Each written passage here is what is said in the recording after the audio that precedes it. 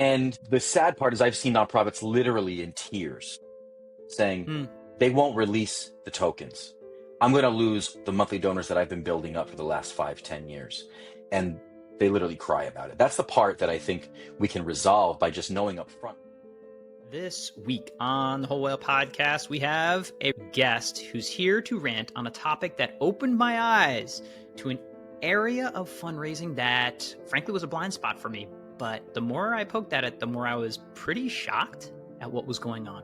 We have Sal Pietro, the Chief Community Officer at Fundraise Up. Hey, Sal, how's it going? How you doing, George? So you are an outspoken member of the folks that care about fundraising, the folks that care about best practices. We trade blows occasionally on LinkedIn, which I deeply love, appreciate, look forward to. And you made this little post. You're like, why aren't you so frustrated about this data processing for donors? And maybe in a nutshell, can you explain what is going on when a nonprofit needs to move their donor base from one platform to another, which seems like a clicky on the thingy to export, but no. So clicky on the dashboard, yes, to export a CSV. What we're talking about specifically are what are called payment tokens. That is a small encrypted file that sits on a payment processor that holds your donor's financial information, credit card number, Apple Wallet ID, expiration date, CCV, all the stuff that allows a payment processor to execute the payment. Without that, obviously, you don't have donors. So what we found, now, at Fundraise Up, we don't have in-platform payment processing, but what we found is that orgs that were outgrowing a solution or looking to get a specialized solution for one thing and looking to move their monthly donors, we found they were coming up against a lot of resistance and friction from the incumbent platform. And I came from the nonprofit space prior to that, e-commerce and for-profit tech. And that was kind of shocking to me. And in a nutshell, what we saw was nonprofits would say, hey, can I get my monthly donors? And the platform would say, no, you can't. You're stuck with us. And if you want to change platforms, you have to restart your monthly donor base. Or they were saying, sure, X thousands of dollars to release those payment tokens to you wherever you want to take them. Now, in our case, the only thing that we are asking them to move to is their own Stripe account, not to Fundraise Up, to their own Stripe account that they own and will have ownership over going forward. So that's the premise. This seems like such a big thing hiding in plain sight as a problem, because my understanding of I own my donors, right? And I walk in, I see it plastered on the website of my choice that I'm choosing for, platform. I sort of assume when it says, you own your own donors, or like I own my own donor information when I go to certain platforms, that actually there's an asterisk. And there's a lot hidden in the asterisk of do you own your own donors? You mentioned that there is one side of the fence, which is here's a bucket of contact information. Happily export this thing. No problem. There's first name, last name, email, zip code, blah, blah, blah, blah, blah, preference. Sure. Go all day, but good luck trying to charge that without this other bucket of payment data. Can you explain this a bit more? This payment data, does that live on like PayPal? Does it live on a separate SQL database? What is this separate bucket that apparently nonprofits don't own for their donors?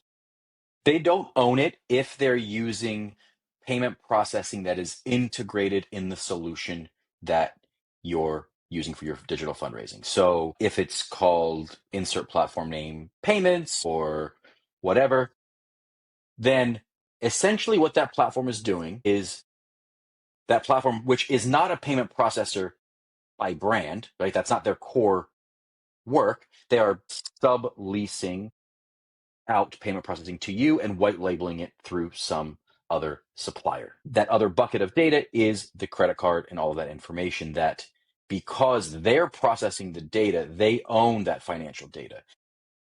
The nonprofit does not unless you own the payment processing account. When you use a platform with integrated payment processing, they're creating a sub account for you under their main account.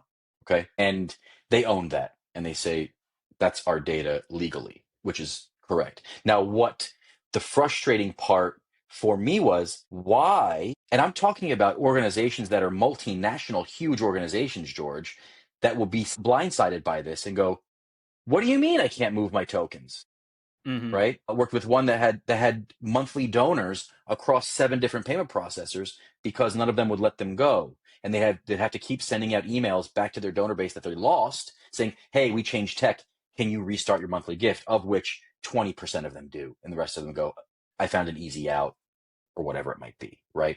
So that's the part that I wanted to pull the covers back on was why are nonprofits not asking before they sign a contract, what happens to my monthly donors if I need to change technology for whatever reason? Not necessarily because I'm unhappy.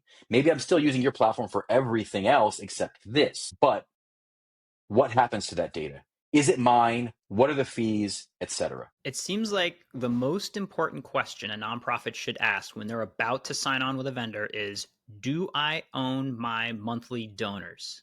Which is a Do backdoor way to say, do I own the payment data and the ability to continue to charge my monthly donors and accept donations should I need to move? I would even be more prescriptive in the question, do I own the payment tokens for my monthly donors should I ever need to move?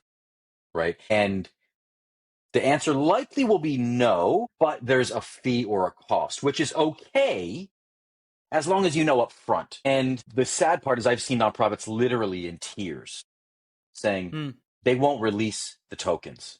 I'm going to lose the monthly donors that I've been building up for the last 5, 10 years. And they literally cry about it. That's the part that I think we can resolve by just knowing up front when you get in and if you say, look, no shade to payment, in-platform payment processing, no shade at all.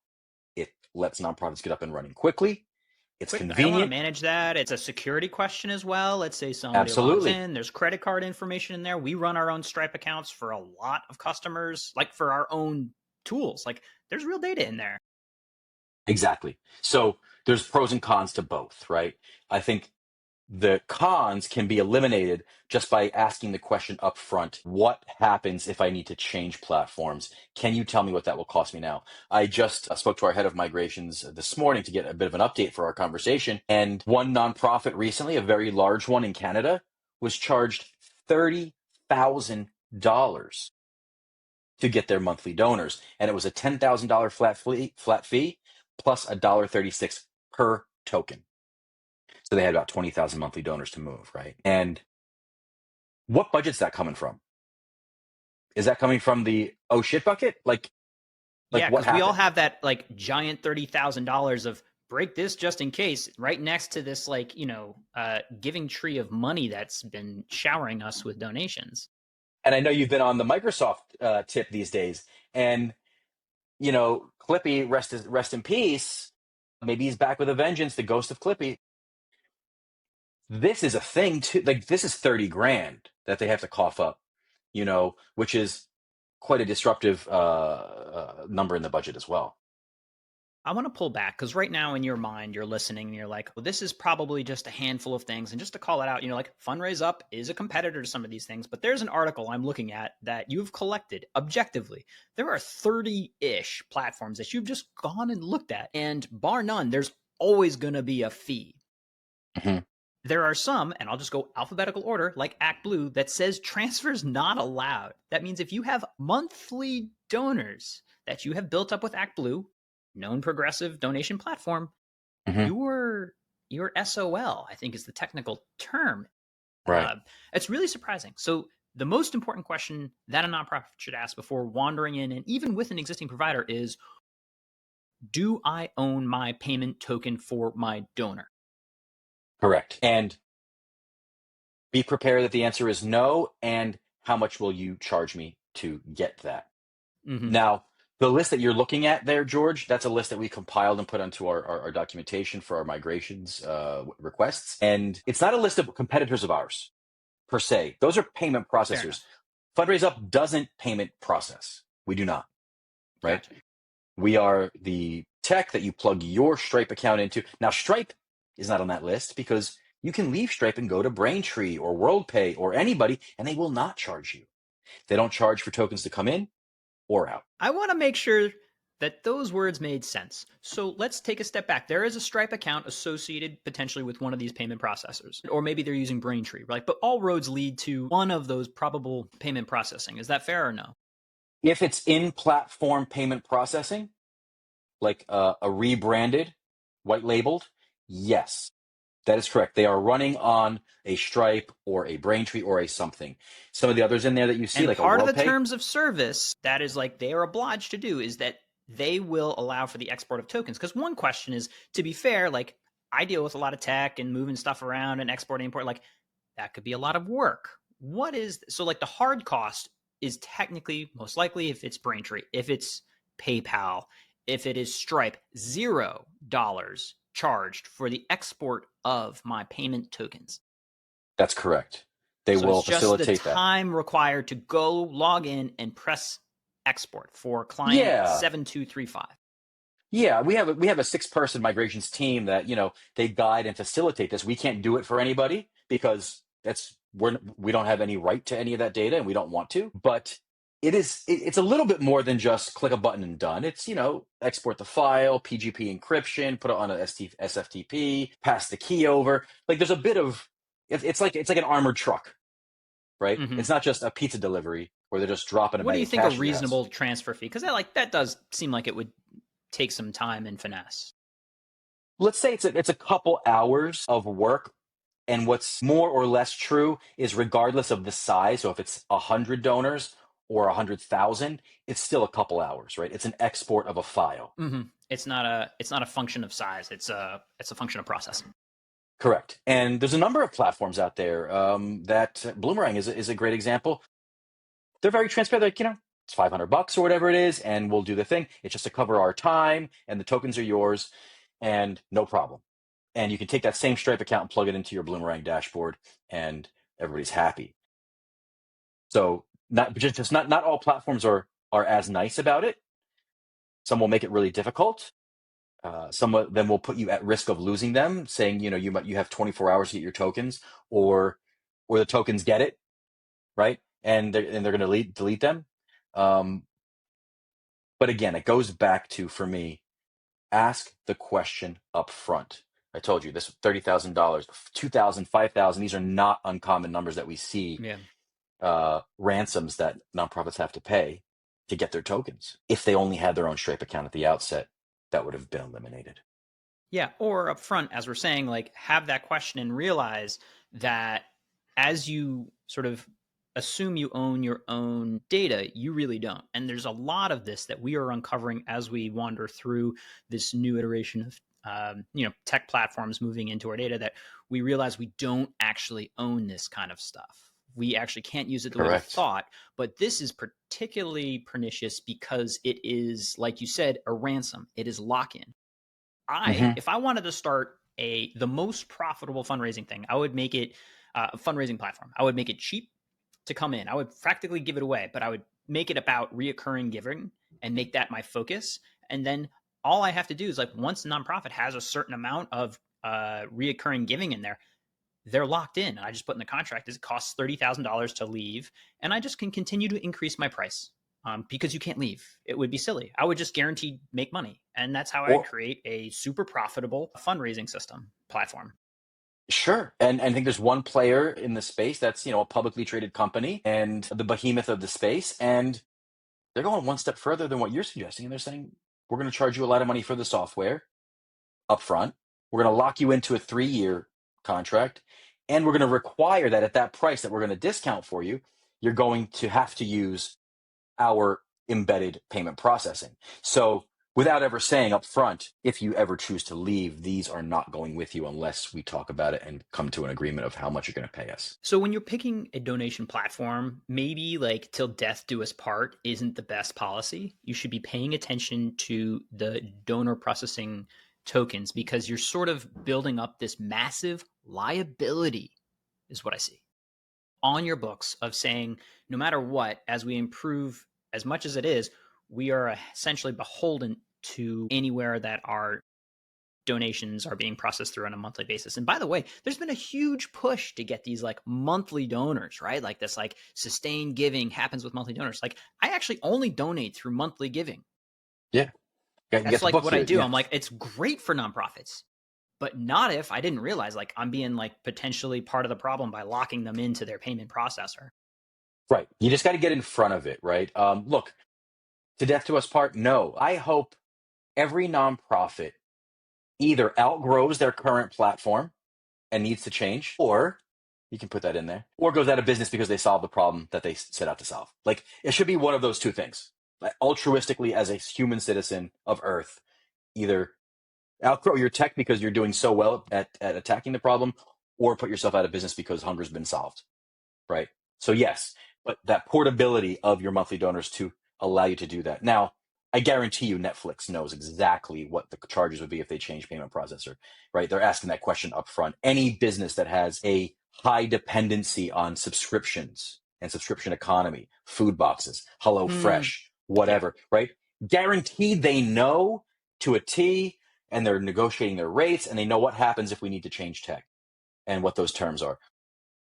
Like I said, very large orgs in this space are not taking that much care with knowing about what are our options should we need to change platforms for any positive or negative reason. Always feels like the total takeaways for me are like own your own data. Are you sure you own your own data? Like have as much as possible that stack, because somebody that's where the skeletons are hidden. Frankly, it looks like when we're in this, and there's probably a reason why, like, you know, PayPal and Braintree and Stripe, they're all competitors. They're all sort of bid against each other in the sense. So if they're like, yeah, no, if you want to like leave, you can export your data, you own it. But that layer, right?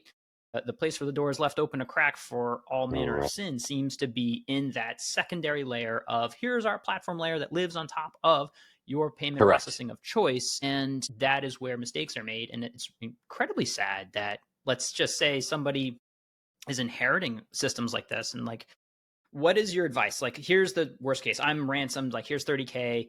What can, because like I do have the donor information. I have my reoccurring donors. What is my recapture rate for, like, you know what? I'm going to call the bluff. You can burn it. I will just move over. I've got 100 monthly givers at $25 a month.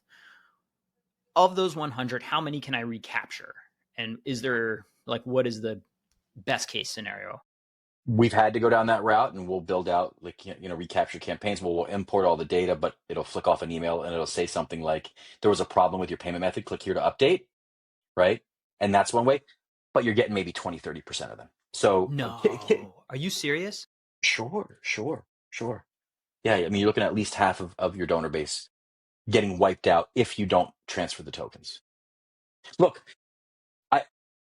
especially if you're aggressively growing your monthly donor base, you're targeting mobile users that are actually more likely to give monthly at lower amounts, lower, what's the word I'm looking for? A lower intent to give, but folks that are on the fence and say, you know what, Apple Pay, I'm on my phone watching my kid at the park on the swings, I'm going to give the gift. Those are the ones that gave because you piqued their interest and they were on the fence, and you got them at 51-52% of a yes, and they'll give. Those are the ones that will not move heaven and earth to reinstate a gift. So the gap between when you get the monthly donor and you cultivate them to be super fans, all those that are not yet there and loyal, like not every donor is a loyal donor. Of course not. I give $10 a month to some orgs that I go, cute, I like that mission. Move heaven and earth for them? Probably not. But I'll give them $10 a month. And if a problem comes up and you're sending me a bunch of emails about you changed tech and you need me to redo that, I'm probably not going to come back. So those are the ones you lose, the ones that were your lower intent versus your long-term loyal. Well, Sal, thank you for bringing this to my attention. I can't wait to dig into it some more and really make sure nonprofits are, frankly, just more aware of owning their own data in this respect, because this seems to be a growing problem as nonprofits push to subscription, push to monthly donors, but do it on platforms where they don't own their own data, and they're simply setting up for this type of really sad, ransom situation. For sure. Look, the article was really just to start the conversation that nonprofits need to have in asking that question. Pros and cons to both solutions, but let's not be blindsided and just get in front of it. And I think that's what we can, if we all can do that, we can push the industry to be a bit more nice about how we handle this. Yeah, this is a policy change. This isn't a technical limitation. To be clear, not a technical Correct. limitation at all. Correct. Yeah, 100%. this is a choice to lock in nonprofits. Sal, thank you so much for joining us. I do always have my standard outbound list of rapid fire questions. So if you don't mind, we got a little rapid fire for you, okay? I didn't think I knew about this, but I love it. Go for it. Yeah, well, even better. What is one tech tool or website that you or your organization has started using in the last year? One tech tool or website I've been using, if I can throw that in there, and the success team, Mail Tester, mail-test. Ooh, okay. All right. What tech issues are you currently battling with? Is it okay if it's a recently overcome battle? Sure, you could have slain the dragon. Okay. Wix doesn't allow you to upload Apple Pay verification files. So you can't ever have Apple Pay on your Wix website. And that's been a thing for 7 years. And now you can add Apple Pay to Wix through server-side authentication. So that's really nerdy and deep, but it's the thing that popped to mind. I love it. What is coming in the next year that has you the most excited? Which context? Fundraise Up or me personally? For Fundraise Up, yeah. Professionally. This is something we've been waiting for a long time. We are rolling out two-way donor portal. So we'll pull in gifts that happen offline and in other places and show it in the donor portal, even if it didn't happen on the platform. So that's a big thing coming. Can you talk about a mistake you made earlier in your career that shapes the way you do things today? Yeah. I was vocal about a particular issue on LinkedIn. LinkedIn gets me into more trouble than it's worth, I think. Look at it. It threw me here with you, George. That's where I ended up. Where I had the CMO of a multinational UN organization call me up and complain about what I had written. Do you believe nonprofits can successfully go out of business? Great question. This is the best one. I hope so. I hope so. I hope they can. I hope they go out of business through merging with another organization where the power of the two is greater than them alone. Or I hope that they do it by solving a problem that no longer needs to be addressed. Those are my hopes. Do I think it's possible? I know the former is. The latter, it's a tough one. If I were to throw you in a hot tub time machine back to the beginning of your work at Fundraise Up, what advice would you give yourself? Pace yourself a little more. It's going to be a longer ride than you thought. What is something you think that you should stop doing? Going to bed so late and reading more. If you had a Harry Potter style wand to wave across the industry, I feel like I can guess what it would do, but what would your magic wand do? Oh, you want me to get rid of this policy with the migration tokens? Is that it? I feel like you were going to wave the wand for increased mergers, but in the nonprofit space, in that regard, yeah. If I could wave my wand, I would try to replicate more of the energy I feel at a conference that is a technology conference, which is ambitious, problem solving, and hopeful for the future, and apply that more to the nonprofit space, where I see more, concerns with the challenges we're having and a bit more of a defeatism mindset. So ambition over defeat. What advice would you give college grads looking to enter the social impact sector? Do that after the for-profit sector and take that skill and apply it to the nonprofit sector. The nonprofit sector needs more individuals with business mindsets. What advice did your parents give you that you either followed or did not follow? My dad always told me, which means think about the bad so that you can avoid it and bring the good. So that's the translation of it. That's what I follow all the time. I try to plan ahead. All right. How do people find you? How do people help you? LinkedIn, Salvatore Salpietro. How do you help me? Share things that are on your mind. DM me, add me on there. If you're using Fundraise Up, or if you're not, give me a message. I'm happy to help with whatever contacts in my network within the company, anything you need. Well, Sal, thanks for bringing this to the top of our attention, and hopefully folks will share this particular bit of information, and it protects the next round of nonprofits making key decisions about their donation platforms. Hopefully. Thanks, George.